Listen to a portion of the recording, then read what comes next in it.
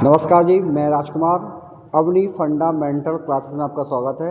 आज मैं आपको साइंस का एक महत्वपूर्ण चैप्टर पढ़ाऊंगा जिसका नाम है रासायनिक समीकरण एवं अभिक्रियाएं। ये अध्याय फर्स्ट है। फिजिक्स का अध्याय नंबर फर्स्ट हम पढ़ चुके हैं जिसका नाम था प्रकाश का परावर्तन एवं अपवर्तन। प्लेलिस्ट बनी है, उसमें आप देख सकते हैं। आज हम आपको पढ़ाएंगे रासायनिक समीकरण, है ना। ये बहुत महत्वपूर्ण टॉपिक है हमारा। देखिए होता क्या है, सबसे पहले पॉइंट हमारे पास है कि रासायनिक समीकरण क्या होता है। तो हम आप पढ़ाएंगे आपको रासायनिक अभिक्रिया एवं समीकरण। तो ये होता क्या है, रासायनिक क्या है। तो सबसे पहले समझते हैं रासायनिक और भौतिक क्या है। रासायनिक का मतलब होता है कोई भी रिएक्शन एक बार हैपेंड हो गई, उसके बाद दोबारा वो मूल अवस्था में नहीं बदलता है, तो इसको बोलते हैं रासायनिक चेंज। तो रासायनिक चेंज का मतलब होता है केमिकल चेंज, केमिकल चेंज, है ना। इसको समझते क्या होता है। उसके बाद पढ़ाएंगे फिजिकल चेंज, फिजिकल चेंज। तो रासायनिक चेंज क्या होता है, रासायनिक बदलाव क्या होता है, भौतिक बदलाव क्या होता है।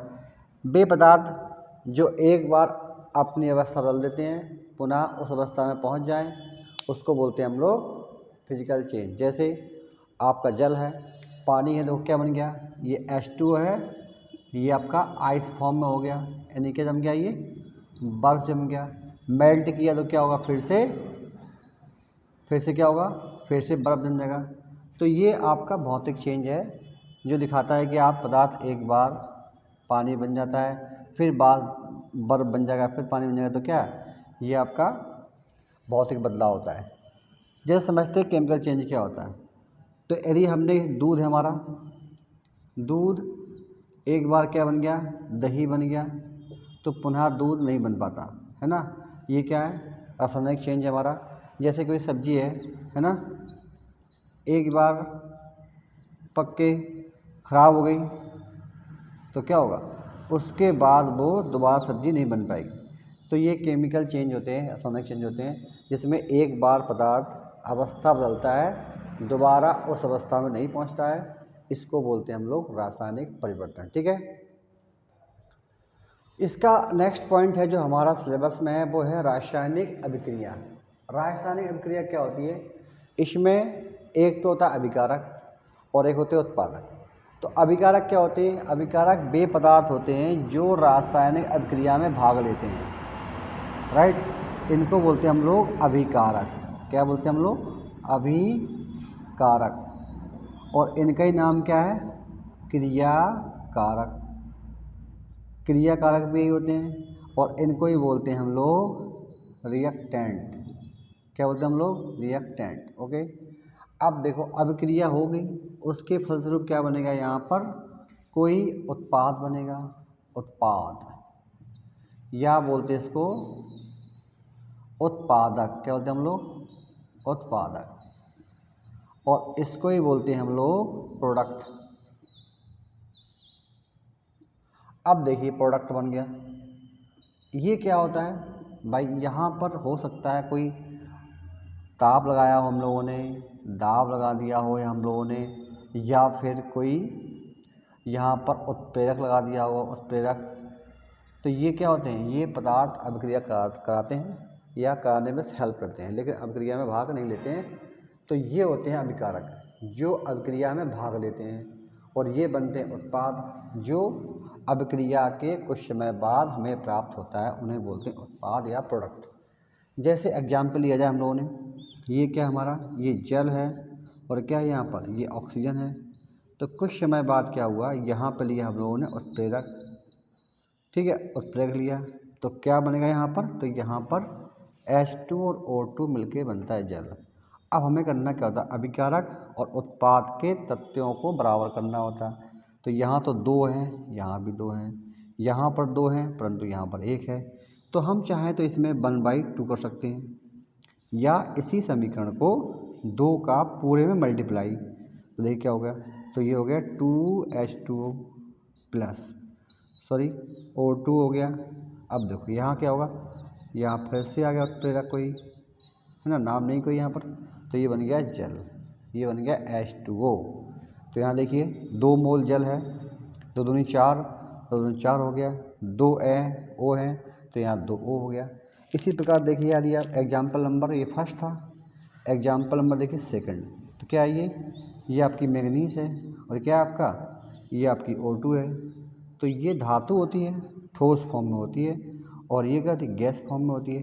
तो बनता है मैंगनीज का ऑक्साइड, धातु का ऑक्साइड। अब देखिए फिर से यहाँ पर ये एक है, यहाँ पर एक है, यहाँ 2 है, यहाँ एक ही है। तो S को हाफ कर दें हम लोग, या फिर 2 का पूरे में मल्टीप्लाई कर दें। तो 2 होगा यहाँ पर Mg प्लस O2, ये गैस होगी, और यहाँ बनेगा 2MgO, क्योंकि हमको रासायनिक अभिक्रियाएँ बराबर भी करनी होगी, ठीक है, तभी ये अभिक्रिया हमारी मान होगी, है ना। अब देखिए यहाँ पर तो क्या लिए, जो अभिक्रिया में भाग लेते हैं उनको अभिकारक या क्रियाकारक या रिएक्टेंट बोलते हैं। जो अभिक्रिया के फलस्वरूप बन जाते हैं उत्पाद, उत्पादक या प्रोडक्ट बोलते हैं। इसमें क्या होता है, ये एग्जाम्पल रखा है, इसमें अभिकारक और उत्पाद की संख्या हमेशा बराबर होनी चाहिए, ये हमें पढ़ने वाले हैं, ठीक है। अब हम पढ़ाएंगे अभिक्रिया को दिखाते कैसे हैं, अभिक्रिया के कुछ महत्वपूर्ण चिन्हों के बारे में बताएंगे। जैसे हमने देखो कुछ ऐसे हमने क्या कहा था, ये है A और ये है B, ये आपके अभिकारक हैं, और यहाँ बन गया C और D, ये आपके उत्पाद हैं, ठीक है। तो इसको दिखाते हैं, देखो अगर एक एरो दिखाया गया तो इसका मतलब होता है कि अभिक्रिया कैसी है हमारी, ये उत्क्रमणीय है, मतलब इरिवर्सिबल है ना, एक बार ये रिवर। और इसका मतलब क्या होता है, देखो ये जो अभिक्रिया है ये आपकी बोथ डायरेक्शन में है, मतलब क्या, यहाँ उत्पाद तो बन जाएगा लेकिन दोबारा अभिकारक नहीं बनेगा। इसको बोलते हैं वन डायरेक्शनल, यानी एक दिशा में जाने वाली। कैसी होती है, एक दिशा में होने वाली अभिक्रिया, ठीक है। अब देखो ये क्या होती है, दोनों दिशा में होती है, दोनों दिशा में, दोनों दिशाओं में, मतलब बोथ डायरेक्शन, यानी दोनों तरफ, बोथ डायरेक्शनल होती है।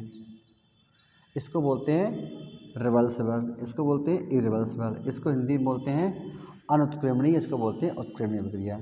अब देखिए ये जो सिंबल होता है ये होता है ताप का, किसका होता है, ताप। अगर ऐसा कहीं दिखाया जाए तो मतलब क्या, वहाँ पर ताप है, ताप मतलब टेम्परेचर, ठीक है। अब देखिए यदि कोई इस अवस्था में दिखाया जाए तो उसको बोलते हैं गैस, मतलब क्या, ये गैस होगा, ये गैस वाष्प ऊपर जा रही होगी, उड़ रही होगी।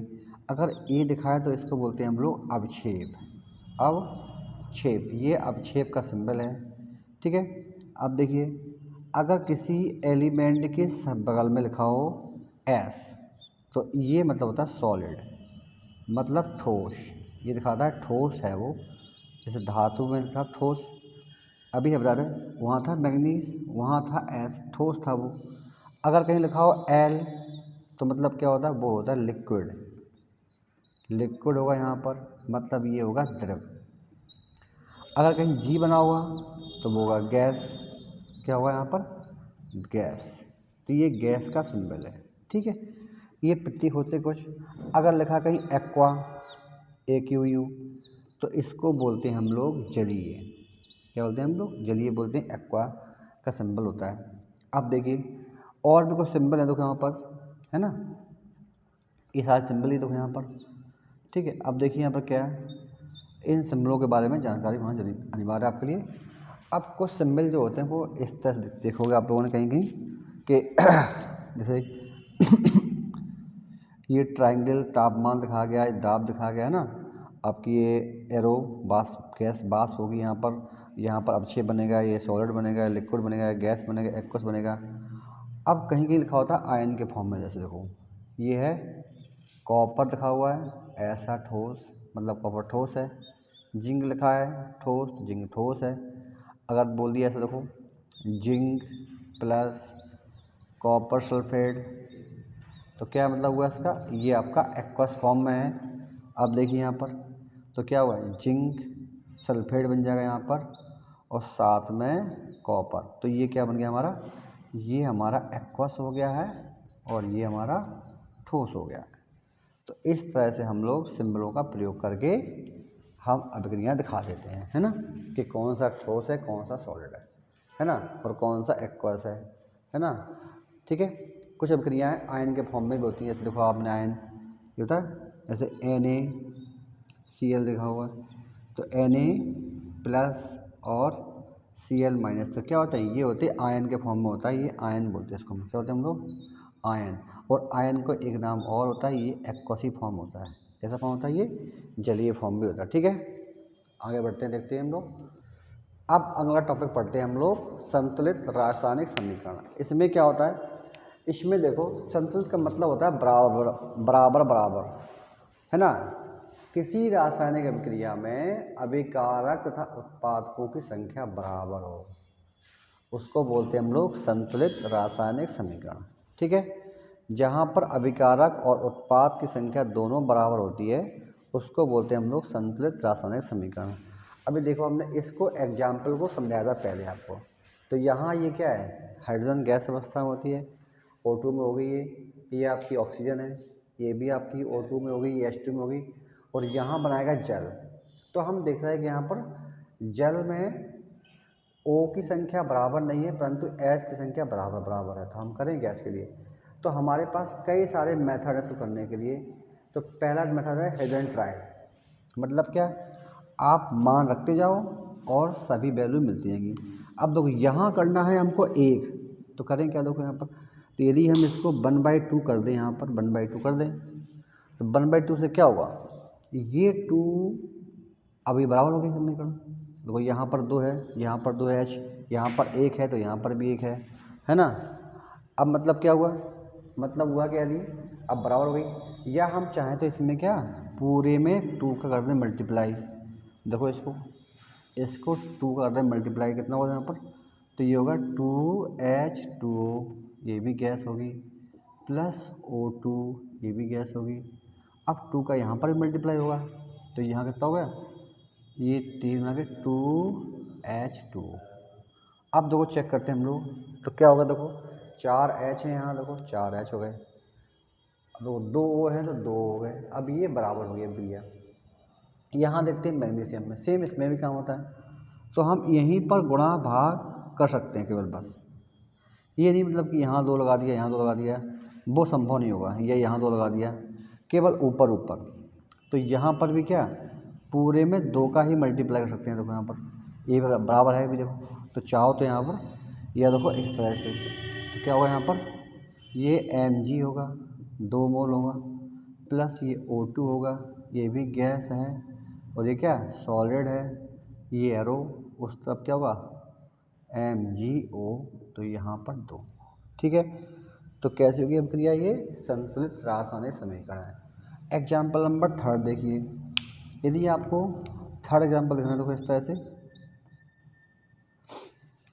इसमें क्या होगा, देखो ये होगा, ये H2 है, ये भी गैस है, और साथ में क्या है, ये N2 है, ये भी गैस है। तो हमें करना क्या होगा, हमें बनाना है यहाँ पर क्या, यहाँ लेंगे कोई उत्प्रेरक ले लेंगे, तो यहाँ बन गया NH3। तो अब तो बराबर है नहीं भाई, यहाँ तो H नहीं है, 3 है, यहाँ 2 ही है, तो यहाँ पर कितना है, N 2 है, 1 है, यहाँ 2 है, तब भी बराबर नहीं है। तो हम करते क्या हैं, तो पहले इनका ले लो एलसीएम, तो कितना 6 आएगा, तो यहाँ पर 3 का मल्टीप्लाई हो जाएगा। ठीक है, और यहाँ भी 6 करने के लिए हमें 2 करना पड़ेगा, तो 6 हो गया। आप चेक करते रहो यहाँ पर, तो यहाँ 6H है, यहाँ पर 6H है, यहाँ पर 2 है, यहाँ पर 2 है, तो ये आपका संतुलित रासायनिक समीकरण हो गया। ठीक है, जैसे एग्जाम्पल नंबर और लेते हैं हम लोग नेक्स्ट, ये है कैल्शियम ऑक्साइड।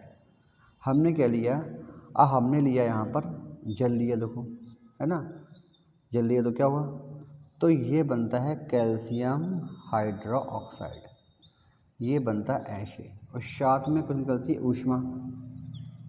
ऊष्मा निकलती है। मतलब क्या, ये जहाँ ऊष्मा किसी अभिक्रिया से प्राप्त होती है उसको बोलते हैं हम लोग ऊष्मक्षेपी अभिक्रिया, एक्सोथर्मिक रिएक्शन। अब गिनते हैं हम लोग को कितने कैल्शियम है, कैल्शियम 1 है, कैल्शियम एक है ना। 2 O हैं तो पूरे में 2 हैं और 2 ही H हैं, तो ये आपके एग्जाम्पल हैं कुछ संतुलित असंतुलित समीकरण के। ठीक है, अब देखो नेक्स्ट समझते एग्जाम्पल के बारे में और कैसे ये करना होता है बराबर में। अब हम कभी कभी करते क्या है, जैसे एक इसकी और मेथड लगाने का होता है। हम लोग करेंगे यहाँ पर कितने अभिकारक हैं, तो एक तो F ही है, एक H है और एक O है। ठीक है, आप देखते हैं क्या, ये तो अभिकारक हो गया हमारे यहाँ पर है, और यहाँ वाला का हो गया, ये आपका उत्पाद हो गया, राइट। अब दो कितना लोहा है, यहाँ पर F ही एक है, 3 F है। कितने H है यहाँ पर, तो H यहाँ पर 2 है और यहाँ पर भी कितना 2 है। कितने O है यहाँ पर, वहाँ पर ये तो O 1 है, वहाँ पर कितने 4 O है। तो पहले तो हमें 4 O करने हैं, तो 4 O कब होंगे भाई, तो 4 O जब होंगे जब हम गुणा करेंगे यहाँ देखो 4 का। ठीक है, आपने यहाँ गुणा किया है 4 का। ठीक है, ये देखो मल्टीप्लाई किया 4 का हम लोगों ने, तो 4 तो ये हो गया। अब फिर चेक करते हैं हम लोग। देखो लोहा का भी यहाँ कितना है, 1 है, और यहाँ 3 छोड़ दो, ये कितने हो गए 8। यहाँ H हो गया 8, हो गया 8, और वहाँ कितना 2, तो वहाँ भी 8 करना होगा, तो यहाँ मल्टीपल होगा 4 का, तो 4 दूनी 8, तो 1 तो बराबर हो गया हमारा लोहा। ठीक है, अब देखते हैं हम, हमारा कितना O यहाँ पर 4 है, यहाँ पर कितना O भी तो कितना होगा, O यहाँ पर कितना 4 हो गया यहाँ पर, और यहाँ भी 4 है, तो O भी 4 हो गया, है ना। अब बचा लोहा, लोहा यहाँ पर 1 है और यहाँ पर 3 है, यहाँ पर 1 है, तो यहाँ मल्टीप्लाई 3 का होगा, तो यहाँ मल्टीप्लाई 3 का होगा। अब हम फिर चेक करते हैं लोग यहाँ पर, तो क्या 3 F हैं, बिल्कुल सही है 3 F। कितने H, 4 दूनी 8 हैं, 4 दूनी 8 सही है। अब दो कितना हो गया, 4 O हैं, O 4 है, यहाँ भी O 4 है, तो ये कैसा होगा हमारा संतुलित रासायनिक समीकरण होगा। ठीक है, तो हम देखते हैं हमेशा उत्पाद। अब लोहा कैसा है, लोहा आपका होता है ठोस, ये लिक्विड फॉर्म में होता है ना, और ये इसका ऑक्साइड है। ठीक है, ऑक्साइड होता है। ठीक है, इसका जो रंग होता है रेड ब्राउन, क्या होता है रेड ब्राउन, ये पेपर में सवाल आया हुआ है, ये रेड ब्राउन लोहे का ऑक्साइड। ठीक है, बताइए। अब देखते हैं नेक्स्ट एग्जाम्पल लेते हैं हम लोग। अब देखिए ये जो अभिक्रिया होती है ये पेड़ पौधों में होती है। पेड़ करते क्या है, CO2 लेते हैं, H2 लेते हैं, उसके बाद सूर्य का प्रकाश होगा और पत्ती में होता है क्लोरोफिल, और यहाँ बनता है ग्लूकोज। क्या बनता है ये बनता है ग्लूकोज। ये क्या है, ग्लूकोज है। ठीक है, ग्लूकोज यहाँ बनता है ग्लूकोज, और यहाँ बनती है ऑक्सीजन, और ये जल वाष्प होता है, वाटर बनता है यहाँ पर। ठीक है, ये क्या है, जल वाष्प। ओके, अब हमें करना बराबर बराबर। देखो तो पहला काम क्या है, कार्बन को करना बराबर, तो 6 वहाँ पर, तो 6 का गुणा करना है यहाँ पर, तो ये 6 हो गया यहाँ पर। ठीक है, अब हम फिर चेक करते हैं यहाँ पर, तो क्या 6 सही है। देखते हैं यहाँ पर 6 H, 6 ये हो गए, 6 हो गए।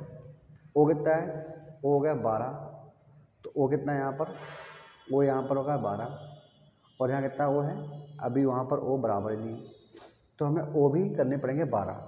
ठीक है, तो देखिए यहाँ पर O कितना है, ये 12 और कितना हो गया 6, तो हम यहाँ डाल लें 6, क्योंकि H करने हैं 12, तो H 12 हो गया, तो यहाँ पर 12 ये हो गया।